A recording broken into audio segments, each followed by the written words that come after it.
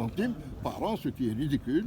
Et le contrat d'Adidas est faux, complètement faux. Moi, je peux vous montrer une confirmation du directeur d'Adidas qui dit que la Fédération algérienne de football n'a pas signé avec Adidas. Elle a signé avec un revendeur qui est dans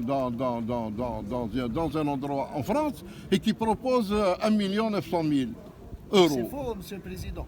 Complètement. Personne ne peut donner 1 900 000 par an. Ça n'existe pas.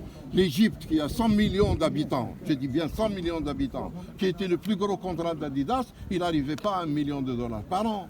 Pourquoi, selon vous, il a des chiffres aussi erronés? Parce que ce type-là, vous posez la question au président du comité olympique, pourquoi il n'a pas voulu signer avec ce type? Non, je ne réponds pas à des questions, je vous fais un constat. La deuxième des choses, j'ai posé des questions aux comptables. Bon, le rapport moral, on ne nous a pas laissé parler. Sur le rapport moral, je voulais dire quelque chose. Je vous ai dit, nous avons fait un certain nombre de choses. Un bureau fédéral qui a été illégalement élu. Nous savons tous que le ministre de l'époque, Oldali, avec ce qu'on appelle aujourd'hui la SABA, ont imposé un bureau fédéral ici dans cette fédération, sans pour autant qu'on puisse faire dérouler l'Assemblée générale conformément à nos statuts. Aujourd'hui, le président de la commission électorale élu, qui n'est autre que Siba Amar, on a même voulu le sanctionner pour qu'il n'assiste pas à cette... a fait une déclaration pour dire ce qui s'est passé.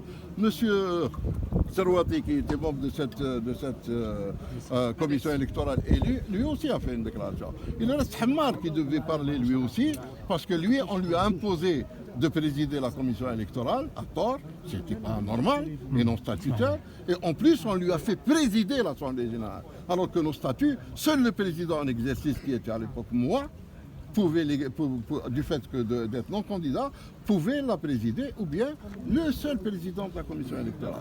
Le dossier de cette fédération avait été rejeté à l'époque et on les a imposés. Mieux que ça, à cette époque, si on suit le raisonnement du non statutaire, il n'y avait pas une liste complète de membres du bureau fédéral.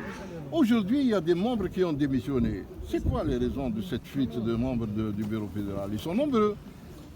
Alors, on les remplace par des gens sans passer par l'Assemblée générale, en disant qu'ils sont liste additive. Il n'y a pas de liste additive. On aurait dû aujourd'hui avoir à l'ordre du jour un remplacement des démissionnaires et l'Assemblée générale aurait adopté